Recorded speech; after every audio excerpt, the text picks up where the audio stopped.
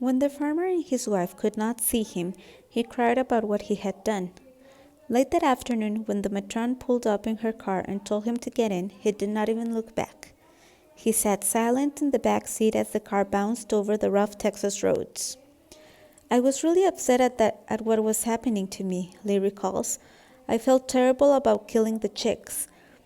But I hadn't known any better. I didn't even care where I was being taken. I was 9 years old and life stunk. By the time the matron left him with another family in the little village of Manchester, Texas, he had no hope that things would work out. He barely looked around at the large, comfortable house, nor would he smile at tall, friendly Ben Nagley. Ben's wife, Ollie, was short and plump and had kind eyes. She took Lee into her warm kitchen and gave him apples and milk, but he ate very little. I just wasn't hungry, he says. I was willing to give them credit for at least acting interested in me, but the interest was all theirs. As far as I was concerned, the sooner I could get out of there, the better.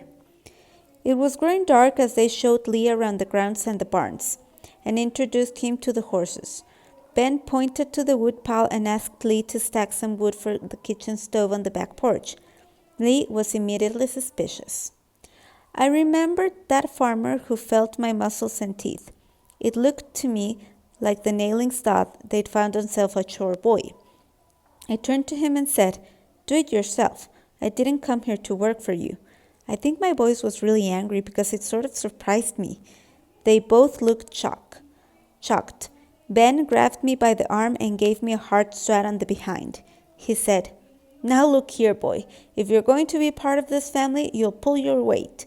That stove has to be fed, and that's to be your job, and you don't ever talk to your elders like that. I think your disrespect went too far."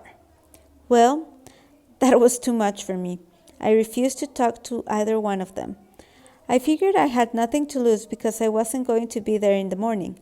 That was for sure. I meant to run away that very night. Later that evening, Ollie showed him around his new bedroom. "Go to bed now, and we'll get a fresh start in the morning," she said, smiling. Lee looked around in awe. He'd never had a room of his own before. Often he had shared his bed, but he still was suspicious. I decided it was just a trick to soften me up before they put me to work, and I was determined I wouldn't fall for it. He climbed onto the big feather bed and sank down into its softness. Ollie came back and sat by him. She said she knew he was tired and she hoped he would sleep well. Then she tucked the covers over him and gave him a kiss on the cheek before she left the room. I couldn't remember the last time anyone had kissed me, Lee says. It rekindled a memory in me, maybe of my mother. I started to cry and I buried my head in the pillow so they wouldn't hear me. I think I cried half the night. The next morning, he awoke to Ben shaking him and telling him to get up for breakfast. His bedroom was flooded with sunshine. I was so surprised that it was already morning, Lee says. I had planned to sneak out after the house was quiet, but I felt better after a good night's sleep and figured I could run away the next night. I got dressed and went to the kitchen, following my nose to all these delicious smells.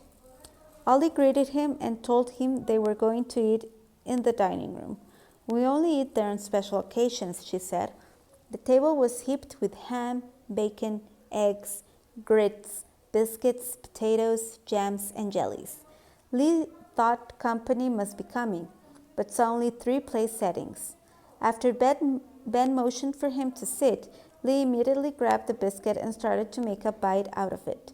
But Ollie stopped him. "We say grace first," she said, telling him to bow his head and close his eyes. I did what she told me, but I was wishing she would hurry up so I could eat. "That food smelled so good," Lee says. Then I started to listen to her. She was thanking God out loud for the beautiful day and the recovered health of a friend who had been sick, and for the bounty of food we were about to enjoy. Then she said an amazing thing. "Father, thank you for sending our new son to us, for the privilege of allowing us to raise him. We will try to be good parents to him." I'm sure my jaw dropped in amazement.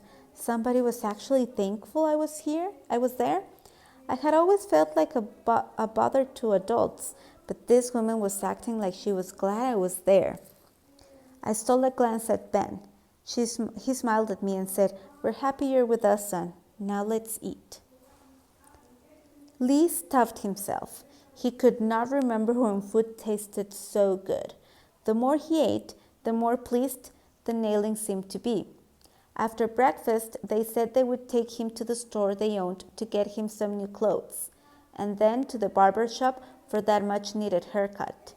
Lee clearly remembers the walk down the lane into the village, Ben and Ollie on either side of him.